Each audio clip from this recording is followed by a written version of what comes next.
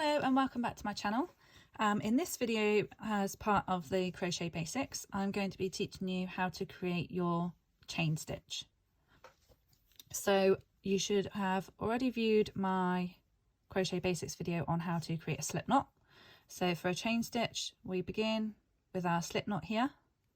You insert your hook into your slip knot like so and tighten it up. Not too tight, just enough that it's not going to come off of your hook. You then take your tail and move that one out of the way because we don't need that one at the moment. You're going to take your working yarn and you're going to come around the back of your hook. So we're going around the back of your hook. So your hook is in front. Then you're going to pull your yarn over the front of the hook like so. So you will have your slip knot here and you will now have your piece of yarn pulled from the back to the front of your hook. I'm going to show you that a couple more times. So start with your slip knot and your starting tail on the right hand side and your working yarn on the left hand side. You're going to take your working yarn, you're going to pull it up behind your crochet hook and you're going to bring it round to the front of your hook. Okay, you're then going to slide it up slightly to catch on the throat of your crochet hook there. You are going to then take your loop from your slip knot that's already on your chain and you're going to twist your hook and pull the yarn that you've just pulled through the whole of your slip knot there, and that has created your first chain. We'll go back and do that a couple more times. So we have your hook through the loop that you created with your slip knot there. As I say, fitted but not too tight. You don't want that. The number one thing that beginners make, and I did it myself, was having your tension so tight that you find it really hard to work your stitches. So you just have the loop tight enough that it's not going to fall off easily, but loose enough that you can still get your hook and yarn back through it.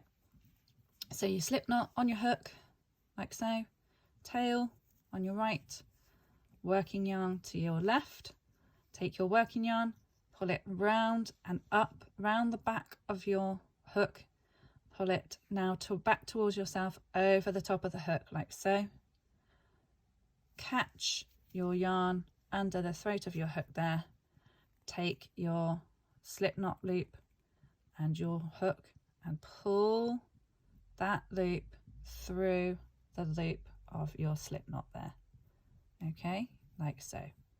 And then to create more chain stitches, you just repeat the process again. So you've got your working loop on your hook here. You've got your working yarn. Take your yarn, pull it up around the back of your hook, over your hook, back towards yourself, under the throat so it catches.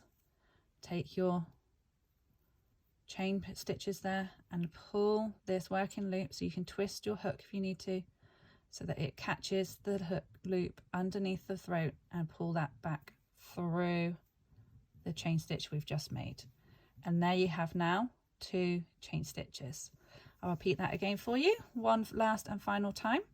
Take your working yarn, pull it up around the back of your hook, back over the front towards yourself, ensure that it catches under the throat of your hook here, take your left hand, hold on to your previous stitches, twist your hook slightly to catch your loop to ensure that it is pulled through the previous loop on your hook. And there you have 3 chain stitches, 1, 2 and 3. I'm just going to make a couple more just so you can see what they look like once you've made a few. Now the hardest part of starting crochet really usually is your tension, because when you begin crochet you tend to do everything really tight and it's so tight on your hook, and that actually makes things 10 times harder. So wherever you can, try and use either a hook that's too big for your yarn, so on your yarn ball it will say a suggested size, maybe go up a couple of sizes, or just try and really focus on being loose. So there you can see that's my chain stitches there, and as you can see, like especially this one in the middle here, they're all really nice and loose, and this will help with starting to work your first stitches into these chains, because this is where you now begin your single crochets. And we will go over how to do the single crochets in the next video of this tutorial series. Okay, so hopefully I will see you then.